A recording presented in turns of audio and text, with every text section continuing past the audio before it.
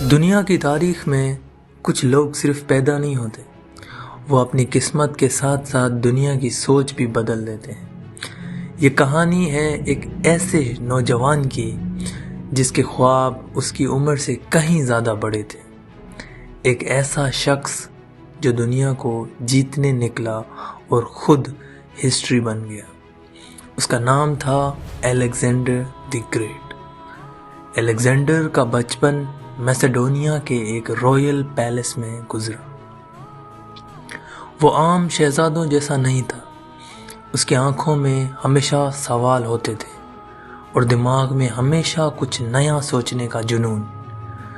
اسے تلوار سے زیادہ سوچ کی طاقت پر یقین تھا۔ اس کا استاد ایرسٹوٹل تھا، جس نے اسے سکھایا کہ اصلی جیت طاقت سے نہیں بلکہ عقل اور ویژن سے ہوتی ہے۔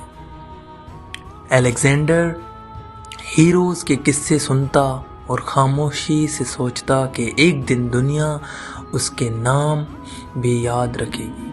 وقت گزرتا گیا اور الیگزینڈر صرف 20 سال کی عمر میں میسیڈونیا کا بادشاہ بن گیا۔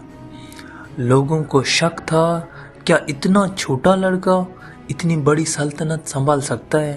لیکن الیگزینڈر نے صرف گادی نہیں سنبھالی، اس نے اپنی پہچان بنا لی۔ اس نے فیصلہ کر لیا تھا کہ یا تو دنیا اسے یاد رکھے گی یا وہ دنیا کو بدل دے گا۔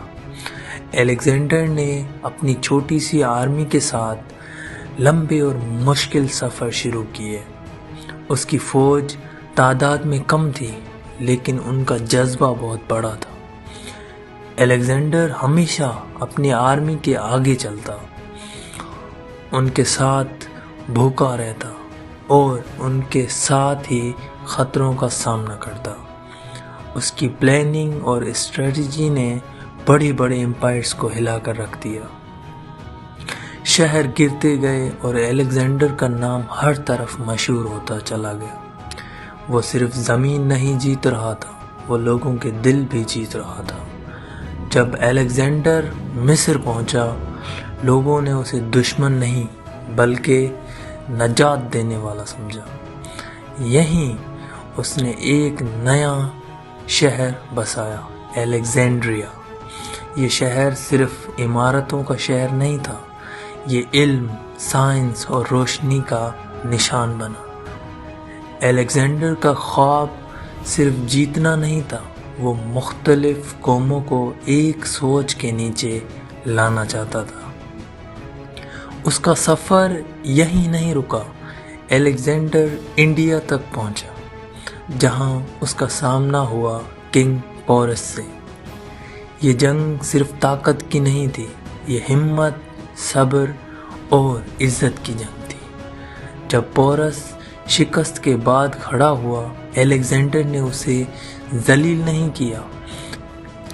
اس نے کہا کہ بادشاہ کو بادشاہ کی طرح ہی ٹریٹ کیا جاتا ہے۔ یہی تھا سکندر اعظم کا اصل کردار۔ مگر سالوں کی جنگوں نے اس کی آرمی کو تھکا دیا تھا۔ سولجرز اپنا گھر، اپنا شہر اور اپنی فیملیز یاد کرنے لگے۔ الیگزینڈر کے لیے واپسی کا فیصلہ آسان نہیں تھا، لیکن اس نے اپنی فوج کی بات مانی۔ سفر مشکل تھا، راستے سخت تھے اور اس کا جسم دھیرے دھیرے کمزور ہوتا جا رہا تھا۔ جیت کے باوجود اس کے چہرے پر تھکان صاف نظر آتی تھی۔ 330 قبل مسیح، صرف 32 سال کی عمر میں الیگزینڈر دنیا سے چلا گیا۔